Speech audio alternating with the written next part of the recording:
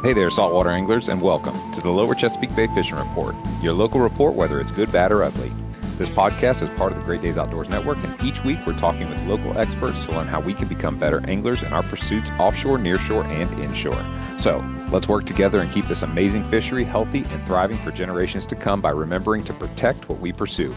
Cooler temps have fish on the move, and our expert guides are helping us stay tight with those target species we love to chase. So, let's hear who's making the show possible, and then jump into the reports. Listen up. AFTCO has a promotional gift for all Great Days Outdoors Podcast Network listeners.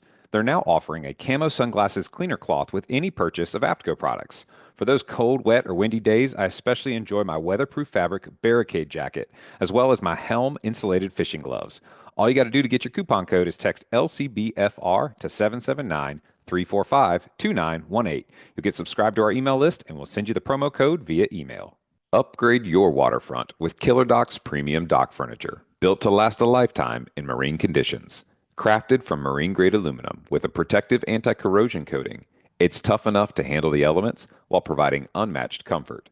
Featuring sunbrella cushions with fast-drying, removable covers, our furniture stays securely in place even in storms. Choose from cabanas, club chairs, love seats, tables, and more to create your perfect dockside retreat. Durability meets elegance at Killer Doc. Check out the full collection at killerdoc.com today. The days of heading out and blindly looking for good fishing areas are pretty much over. Don't waste time and money on fuel searching for fish. What you need are the most recent, highest resolution images to not only know where to go, but where not to go. The knowledge provided by today's technology is critical when planning an offshore fishing trip. So make the choice that captains all up and down the East Coast make and choose Hilton's Real-Time Navigator. The easy-to-use interface and excellent customer service will have you on the fish every time you go. Check them out at hiltonsoffshore.com. All I can say is, burr, it's cold in here. There must be some snow in the atmosphere. Welcome to the show, Captain Eric Myers, Heads and Tails Charters. Something tells me that there is no fishing in the forecast, but please convince me otherwise. Ah, gosh. I'm going to hold off this week. I'm going to go at it next week, though. What are the conditions looking like? Rough. Real rough. How rough are we talking? I don't know. This weekend looks like that movie, The Perfect Storm. Sheesh. Like 10 feet plus? Yeah. 10 Golly. feet plus. Lots of wind. Ultimately lovely weather. And you do the... Freezing. Yeah.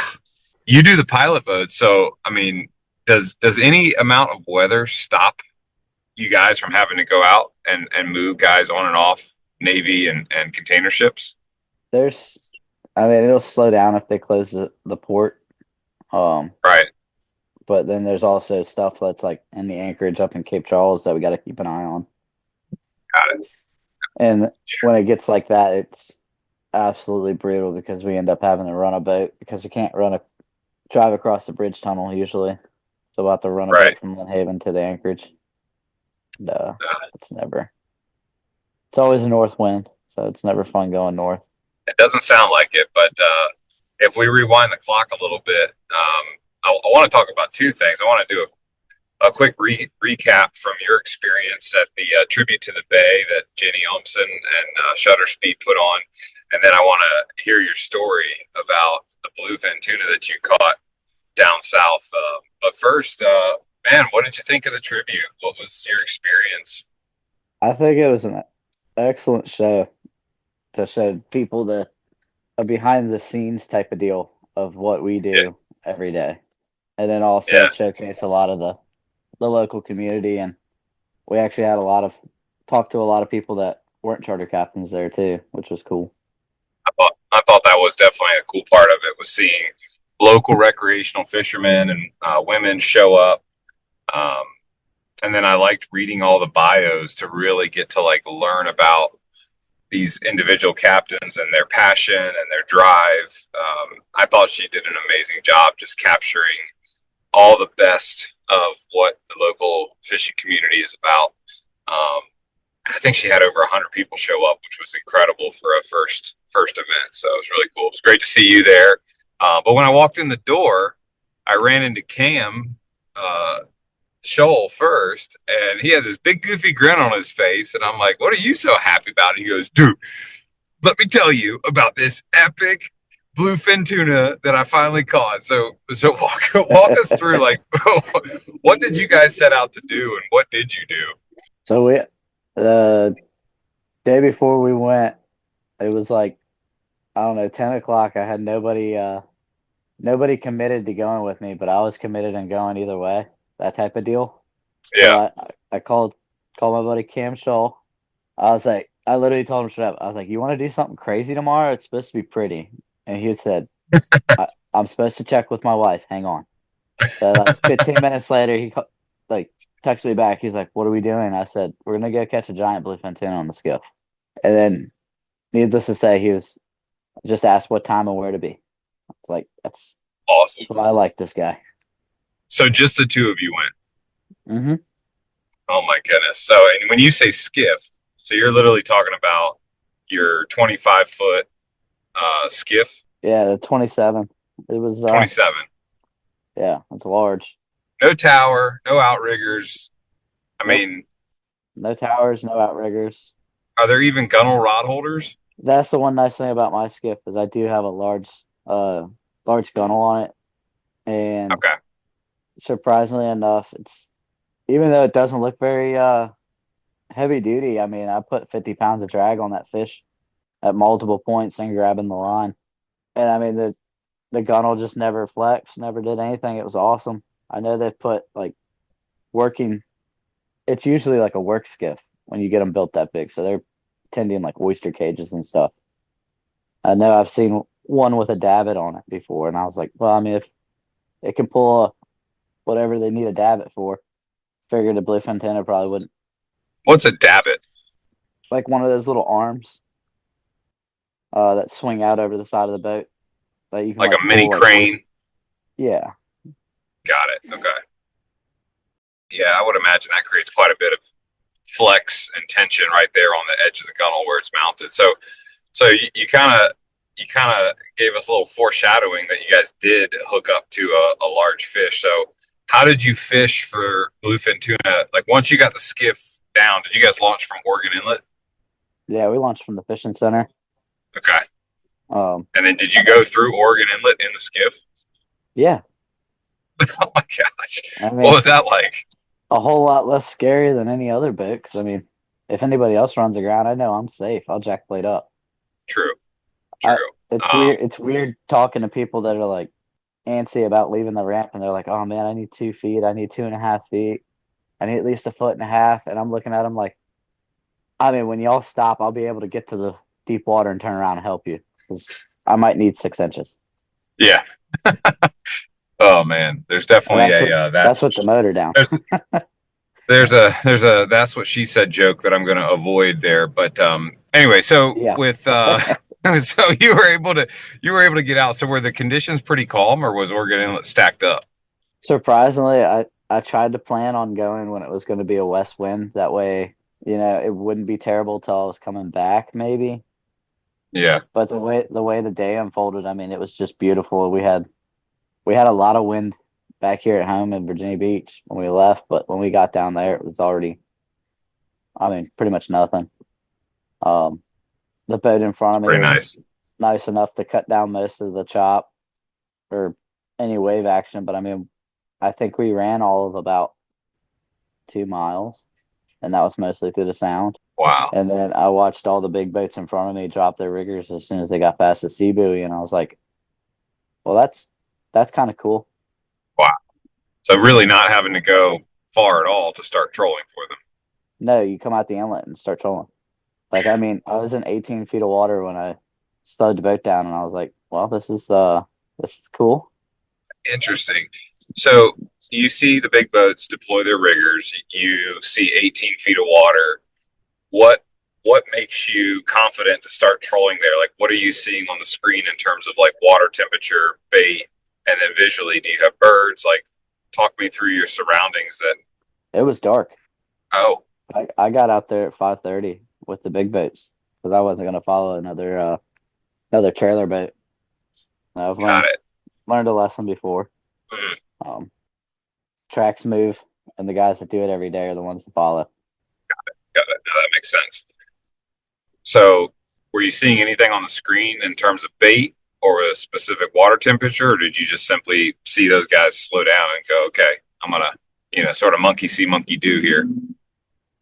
It was mostly monkey see, monkey do, and then I've had a bunch of buddies down there the past week that have just been absolutely tearing them up, and they told me if you think you're too close, you're probably not close enough, and it was just one of those things where I was like, well, might as well try it here. We'll see what happens. Make a little loop, control for like 15 seconds, got a bite, and Good Lord. yeah, and then once the sun came up a little bit, and I was able to more bob and weave the other boats, because I mean, it is kind of scary when you're out there and you got net boats running out behind you, and they don't care. I watched a net boat Oh yeah. drop a net right over a dude that was fighting a fish. Holy cow. No regard. No regard. I mean, you're in their way, to be honest with you, but Right. That's their licensed fishing area, I guess. So you said you got a bite in 15 seconds. How long did that fight last? maybe 10 seconds. Oh wow. Okay. And what, just pulled the hook? Yeah, wasn't ready for anything. Gotcha. What kind of setup were you running to be fishing in 18, 20 feet of water? Same thing we pulled here. I had two 8-ounce Joe shoots and two 3-ounce magic tails.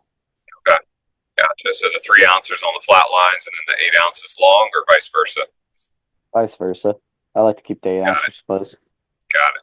Okay. So then the sun comes up, and then what happens?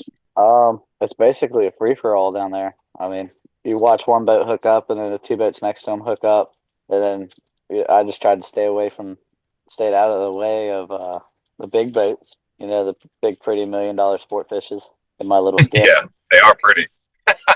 Or did you get any chatter over the radio like, "Hey, Skiff, what are you doing out here? The puppy drummer inside." No, but I was a pinpoint for people to tell people where I was, because apparently I did stick out a little bit. That's You'd hear funny. somebody say we're hooked up, and they're like, "Where are you at?" And they would be like, "Oh, we're right outside this Black Bay boat right here." And I'm like, "Ah, that's me." Yeah, you became the local landmark. That's awesome. So I'm picturing these fish like swimming. What are they swimming north to south along the beach? Ah, dude, I couldn't even tell you that. They were all over. Well, I I was just mean, curious. Okay, they seem to be tight to the beach where I guess the Menhaden are. got it. That makes sense. That's why they were up so close in the morning. And then as soon as, like 12 Hmm. o'clock comes around, all the bait that was up there is now pushed down or pushed out, just like how it is, around Cape Henry in the summer. Oh yeah, it's always kind of stacked up there on the edge of the beach. When you were out there and started your troll, did you do like a parallel to the beach troll, or did you do more like a zigzag pattern going like east and west to try to cover ground differently? Like what direction did you troll in relationship to the beach? I'm not even gonna lie to you. I was trolling all sorts of different ways. I got tangled once. I had another boat about run us over.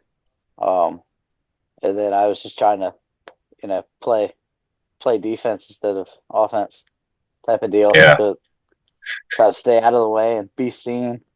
It's yeah. it's definitely a different feeling when you don't have radar, when you can see navalites and you don't really know which way they're going. Oh, it's scary. Yeah, that is a terrifying feeling. And something about running out in dark too. It's like when you see nav lights or really any light, like I feel like your senses try to tell you that it's like coming at you or moving way faster than it actually is. I mean, some of those guys that fished that day, I mean, they had 600, closer to 1,000 horsepower hanging on the back, and I mean, they used every bit of it to run that 3 miles. I mean, rolling. So fast forward to your big bite that you guys did get. What did it hit, and what was that fight like, and what was Cam thinking? Dude, to be honest with you, he did the eeny, meeny, miny, mo thing, like joking around, and he pointed to the rod that went off, and I was like, yeah, that one probably will go off. No way. Um, And That's awesome. probably like a minute or two later, it doubled over. I was like, oh God. And we had started Dude, that's trolling awesome. south down the beach in like 20, 27 feet of water. And Yeah. it was happened to be like we had all the big boats circle in front of me, so it pushed me really far in. And then I was getting ready to tell him let's reel up and like run outside of everyone and troll back into it to stay out of the way. And right when I was getting ready to say let's do that, it went off. And also the two boats next to me also hooked up too. So it was like they were sitting in a big school.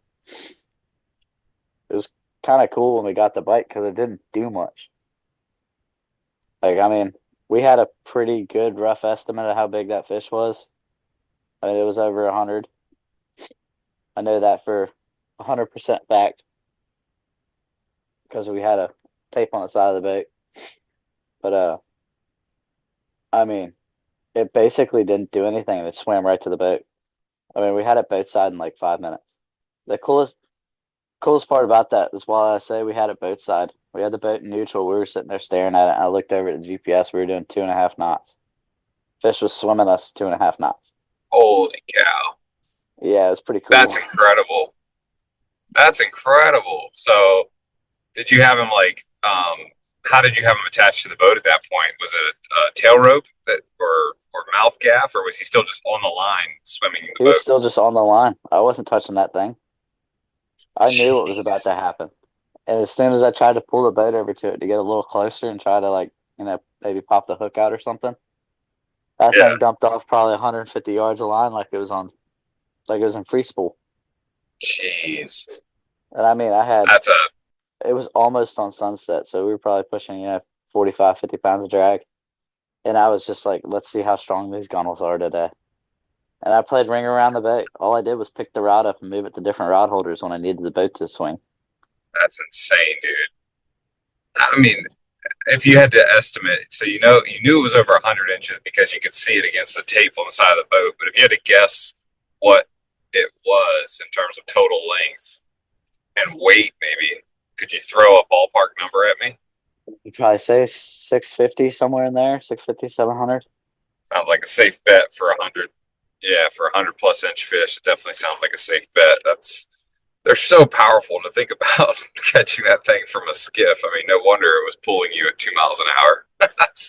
It was honestly funny. It was That is we fought very it funny. we fought it in the midship 0 degree for the longest time. And the whole boat would go sideways and we'd just be getting pulled sideways towards the fish.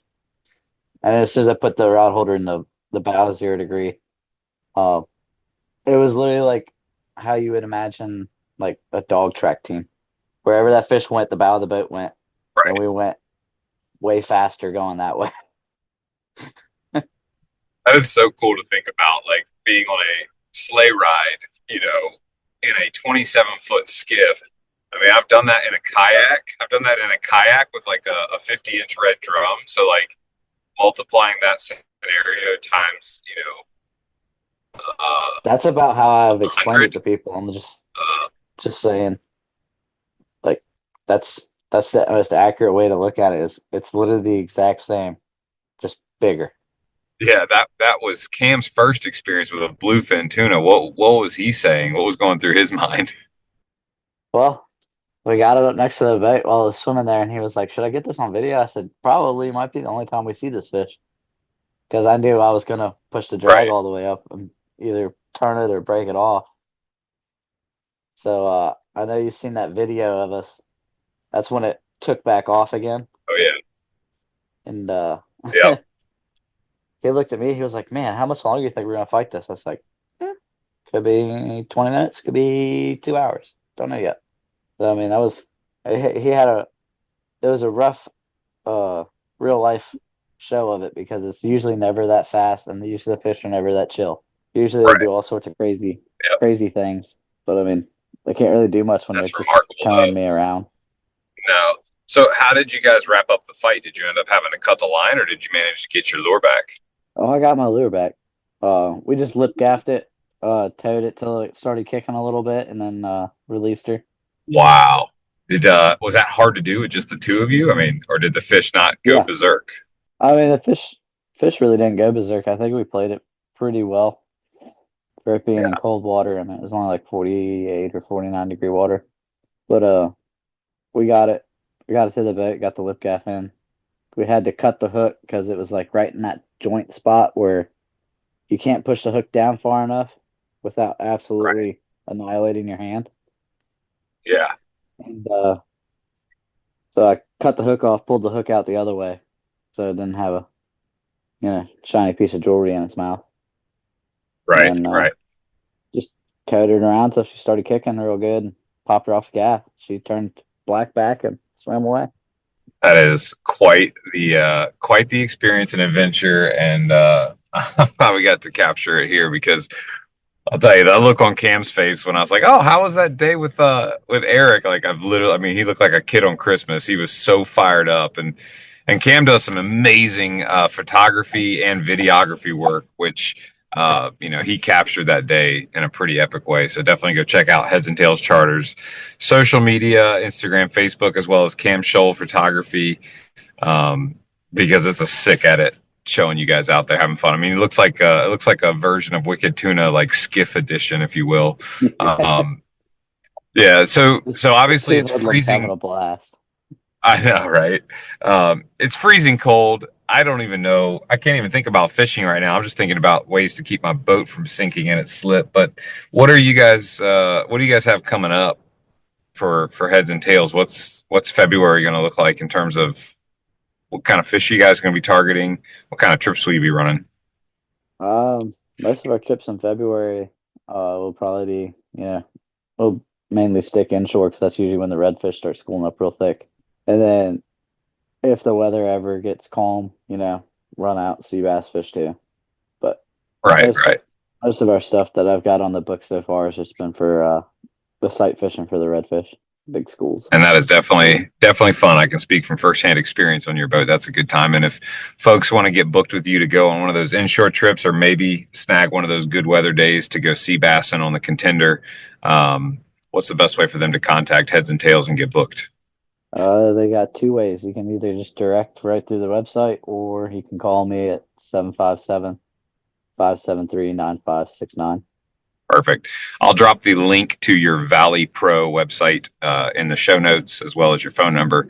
So folks that are listening can just go there, click the link to the website, shows all the available trips, the different boats that are available, and dates. Or like you said, just give them a text or a call. Captain Eric, thanks for being on the show, man. Always good catching up with you and hearing more of your wild stories, the things things that the skiff can do. It's one of those things where I'm gonna try to do a lot with it. So that was definitely a I love it. big knockoff for me. The best part is I forgot to mention this, but we got stopped 3 times or 2 times. We got boarded by the Coast Guard twice In the same day? in the same day with the yellow piece of paper. Oh my gosh.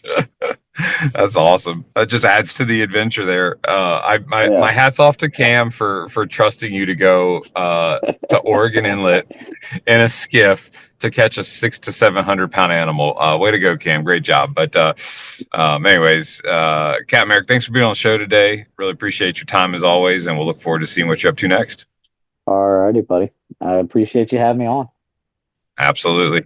Folks, that's going to wrap up a cool little recap from the tribute, as well as an insane story of bravery and beating the odds in a 27-foot skiff. Stick around for a word from our sponsors that make this great content free for you each and every week, and we'll be back with you real soon. Warning, this product contains nicotine. Nicotine is an addictive chemical. Black Buffalo products are intended for adults age 21 and older who are consumers of nicotine or tobacco. If you're 21 or older and use nicotine or tobacco, it's time you charge ahead to Black Buffalo, America's only credible smokeless tobacco alternative. Black Buffalo dips just like the real thing, but without the tobacco leaf or stem. Get it now at Wawa, Circle K, Sheetz, Love's, Pilot, Racetrack, and many more that you can see on their store locator at blackbuffalo.com. Black Buffalo Tobacco Alternative is everything you love about dip, nothing you don't. Serious shallow water anglers count on Stay Put Anchor to do exactly what the name says. Keep smaller boats locked in place. Fast, quiet, and without dropping a heavy, noisy hook. Built in the USA and designed for boats under 24 feet, Stay Put's solid fiberglass pole spikes pair with marine-grade bow, stern, or drill-free motor mounts for quick installation, so more time spent fishing and less rigging. Choose from 6-foot to 12-foot pole options and the versatile super handle to stake out on flats, sandbars, or in the pads. Affordable, dependable, and proven by anglers nationwide. Learn more or build a custom kit at stayputanchor.com. All right, you guys, we got the chance to talk to this amazing young woman two shows ago, I think now. And since then, she has hosted her first inaugural Tribute to the Bay. I got to be there, saw so many folks there. It was a blast. Welcome back. I want to do a little recap. Jenny, how are you doing today? Good. How are you? I'm doing well. I'm so excited to hear how the show went from your perspective as the author, the person who did all the behind the scenes work, catering, bar, the write-ups, all the printing, everything that went into it. It was a ton of work, but it was a huge success in terms of the number of people that showed up. But yeah, I mean, it's freezing cold and it's supposed to snow this weekend. So let's talk about art, because there's really not a whole lot of fishing to talk about right now. No, there's not. For those tuning in, just give us a quick intro to who is Shutter Speed and a quick reminder of the sort of idea, inspiration behind Tribute to the Bay. Yeah, so I'm Jenny. I am the photographer behind Shutter Speed. I wanted to showcase all of our captains and mates and our fishery in general, and just let people see the beauty of it besides just what's posted on Instagram. It's one thing to see the photos on Instagram, but to see them on the wall is completely different, especially in one room. And I also wanted to have the bios about the captains and the mates and kind of like their perspective of what they do and why they do it. Yeah. So Yeah, it was definitely a different experience going from looking at it on your little 4-inch by 2-inch iPhone to seeing them up there, huge, and then look to your right and left and then see those captains there, Captain Andy, Captain Eric, Captain Nate, Captain Tom with Marva. I think I saw Captain Jim with Flying Fish. I'm pretty sure I saw Dr. Dre. Why am I brain farting on his name? He was there. Tripp was there. Yeah. Yes, Captain Tripp. Captain Tripp, if you're listening, come find me and kick me in the knee. I'm so sorry for brain farting on your name. I'm trying to think. I know we saw Brandon. Yeah. Yep, from Havoc. I saw Richard with Real Blessed Son. He was there hanging out with Eric and Nate, and I got to see Cam Scholl with his photography and videography. So many great faces. I'm sure there's some folks that I'm forgetting. Who can I think? Who else was there? That's right. There's a ton of people. It was very overwhelming. It was. I couldn't believe it. I walked in. It was like wall to wall. I think you had to be like, excuse me, sorry. I just want to get around here and look at all these pictures. But it was so cool to just, like you said, see everything under the lights, blown up, and then read the bios. I think the bios, to me, was especially meaningful because to me, the charter guides of our industry and of the Lower Chesapeake Bay, they're kind of like unsung heroes, and they do a lot of hard, thankless work to make these memories for their guests each and every single day. And so to really showcase who they are and what makes them them, I thought was really special for you to capture. Yeah, and they actually have really big hearts that people don't realize. And they're, I told somebody the other day, I said, when you're not catching fish, they take it a lot harder than you do. So the best thing that you can do as a guest is go out there and just have fun and relax. Mm-hmm. And if you're thinking about booking a charter so you're guaranteed to catch a fish, don't book a charter. Just don't go. Good point. You're already in the wrong mindset. Just go to have fun. That's a great point. And you've got the unique sort of vantage point of I've got the unique experience of getting to talk to all these guys on a pretty regular basis and get to know them. Like you said, they're people, they have families, spouses, children, significant others, and there's a lot more to their life than just catching fish. But you've actually got to go be on so many of their boats while they are doing what they do. So that's so from that perspective, what would you say when you think about all the different charter guides who you've been on their boats during a charter? What would you say are some of the things that stand out as like, oh yeah, that's interesting. You almost see this always across all charter guides, and then some things that are maybe like uniquely different across the different charter guides. Yeah, so they all have a unique choice in their music, so it's a little different with everybody. Some is 90s country, some is, a little mix of everything. If you go with Eric, you're gonna get Kesha at least. Like, if you go Trip, you're gonna get Dr. Dre. Like it's just a whole mix of what you get. And um, their common denominators, they all care about safety of their um, charter, and they also care about them having fun and something memorable. And you'll see that across all the bios that were being put out there was what was in common. Um, and my favorite part to me is like I start to build a relationship with them while I'm out there, and they all have literally become like family to me. Like That's awesome. that's my favorite part is I have this huge extended family.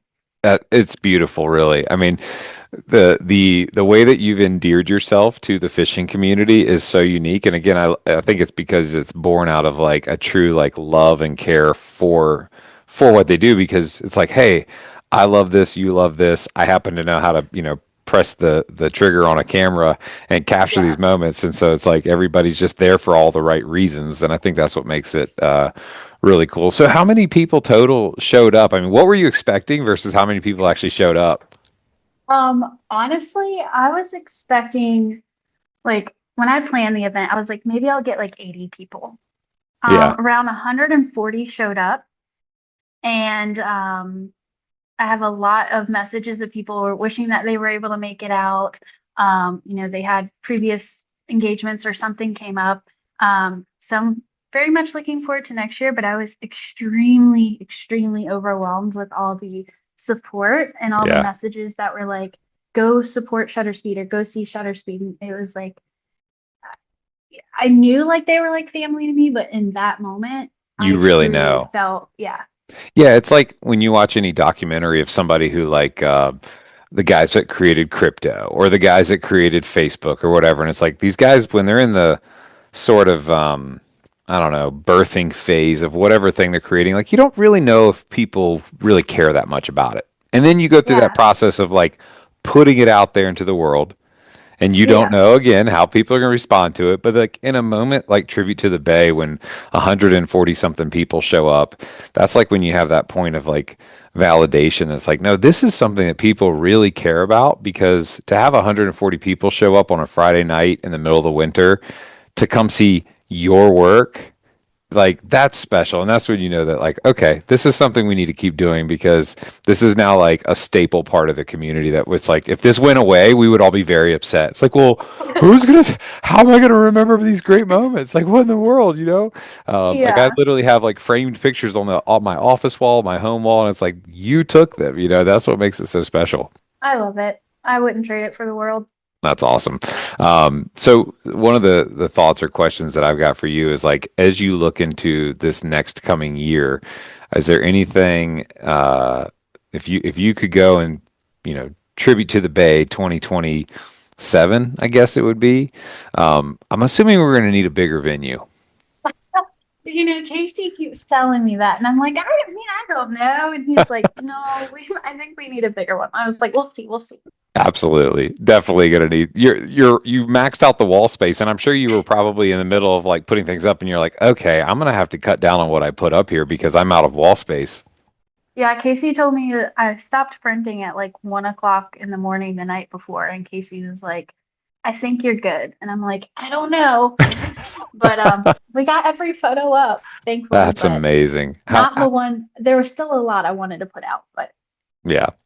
Well, next time we'll just have to line the sidewalk and put it all over the front door and everywhere. I'm curious, an event like that. I we were talking before we hit record, like I used to, be in wedding DJing and this, that, and the other, and like I know behind the scenes is often like hard to like wrap your head around how much work goes into it. But like for an event like this, from like creating the ticket purchase process to going combing through what'd you say, like almost 100,000 or 200,000 yeah, photos, 100,000, a yeah. 100,000 photos, and like picking the photos, grouping them together, reaching out to all the captains, collecting their bios. Like, how much time does an event like this like really take to put on?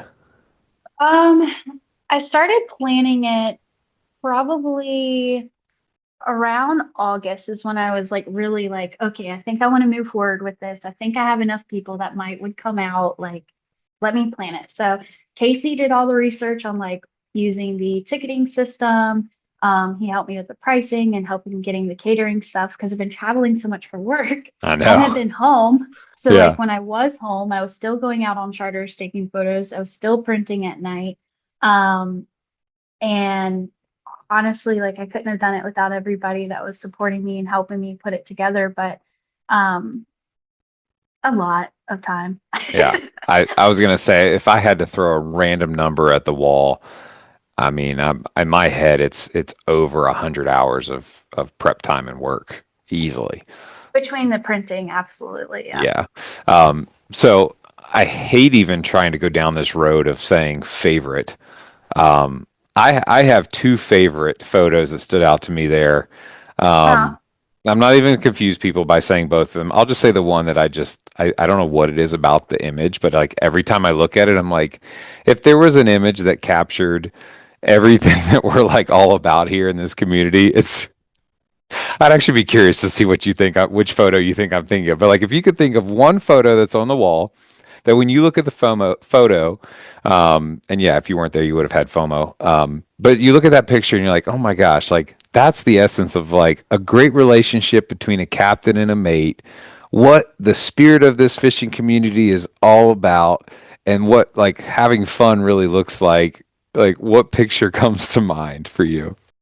well, it's probably Josh and Ryan, if I That's had the to one pick I'm a guess. thinking. I'm telling you, it's that. That's exactly where they're got their two little Uh-huh. hands together, making a heart on top of Oh Wingman yeah. Guide Service. Dude, that is the picture I was thinking of. Like you literally read my mind. I'm kind of like in awe right now that of the 100,000 photos, and we did not rehearse this. This is all off the cuff. You guessed the exact picture that I was thinking of. That is so funny. And Ryan's bio is absolutely amazing if you read it. It was Yes. hilarious. Yes, go check out the mayor's bio. He is something else. He is something else. My close second is my very, very, very close friend, Captain Austin McDonald. Those pictures with him and those bluefin that day on Eric's boats, like just like such I don't know, it's just raw and beautiful and just like you're like, what's bluefin tuna like? What's bluefin tuna fishing like? This is it. This This is raw. dude, he Yeah, was like this the guy right poster for here. it. Yeah. Yeah. You want to know how to gaff a bluefin tuna? This is how you do it, you know? So and then I gotta say, for me personally, it was super cool to meet so many people that weren't captains who were just there as like recreational anglers who are part of the community who have either like heard of you, or met a captain, or been on a trip. Special shout out to, I believe his name was uh, Tim or Tom and his wife Lauren. Um, Actually, I'm going to double check here to make sure that I don't say it wrong. I believe it was Tim. I think you were there when we met each other. Yeah, Tim Hale and his wife Lauren, emergency room doctor for the Navy, works Wow. out in Portsmouth Naval Hospital. Awesome guy. His wife was super supportive to hang with him, sitting there talking about fishing for hours on end. I was like, "Hey, you're a real trooper."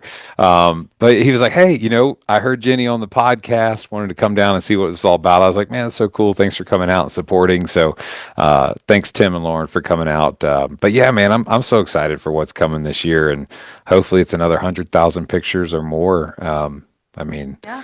you gonna add more cameras to the fleet, more towers to the boat? What's next for shutter speed?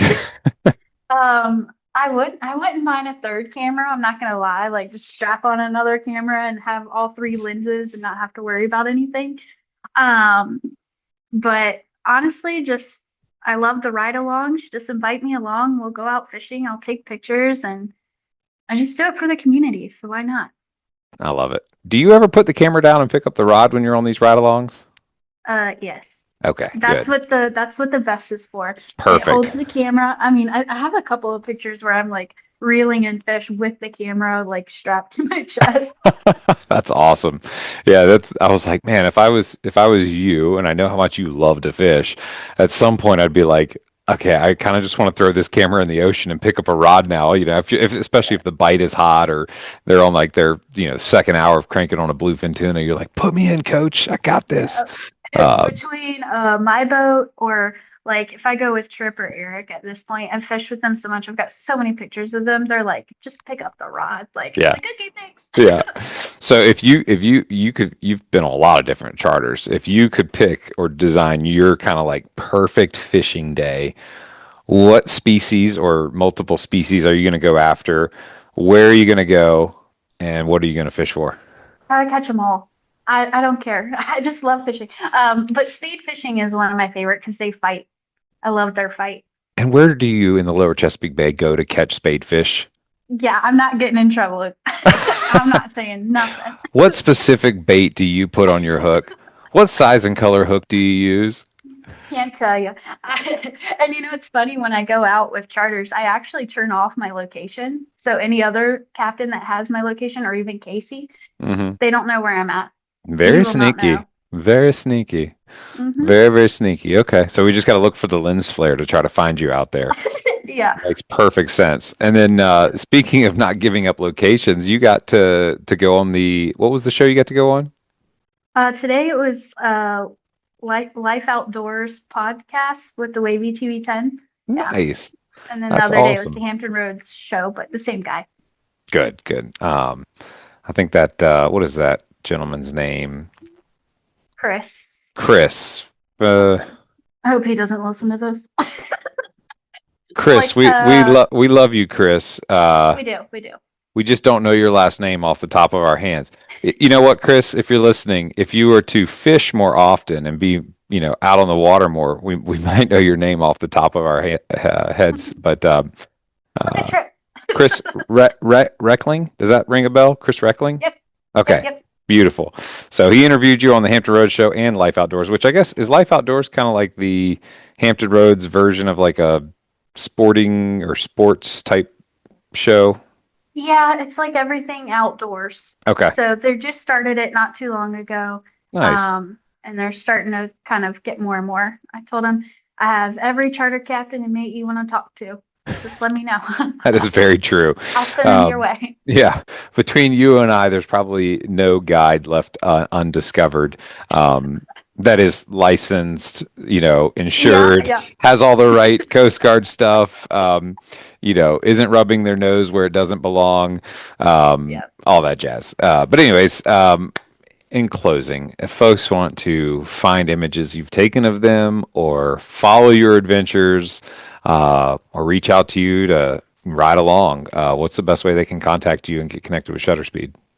I have Facebook, and then there's also at Shutter Speed VA Instagram that has a cell phone number listed on there, and it has a link in the bio that you can go find your photos and a couple of other links.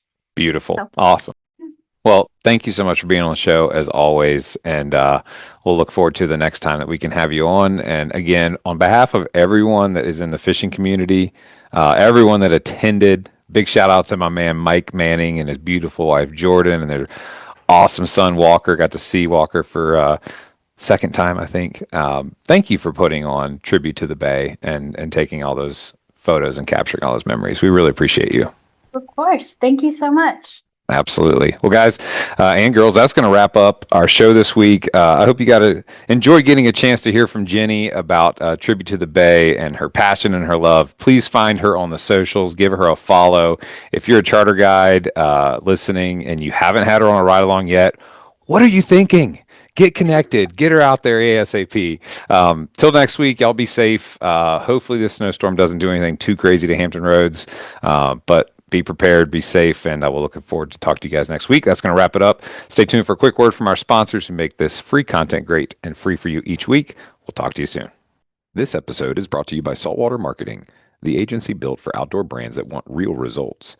If you run a charter fishing business, Saltwater Marketing helps you attract more anglers with custom websites, social media management, and proven ad campaigns. They understand the fishing industry because they live it. From SEO to storytelling, every project is designed to grow your bookings and keep you focused on what you do best, putting clients on fish. Learn more today at saltwatermarketing.net and start turning your passion into performance. Turn your dock into more than just a place to park your boat with Slipski's Dorado Oasis cover. Engineered for both beauty and protection, the Dorado Oasis transforms your dock into a shaded, all-weather living space, perfect for relaxing by the water or entertaining friends. Built from marine-grade aluminum and premium fabric, it also provides year-round protection from sun, rain, and debris. Whether you're lounging dockside or keeping your boat covered and ready to go, Slipski delivers comfort, convenience, and peace of mind. Slipski, think outside the boathouse. Visit slipski.com. All right, y'all, that's going to wrap it up this week. Please subscribe, rate, and review wherever you listen to podcasts. And remember, to get your free APCO Camo Sunglasses Cleaner Cloth, text the acronym LCBFR to 779-345-2918 to get your promo code and be added to our email list so we can send you the new show each week. You guys keep on whacking them and be safe out there.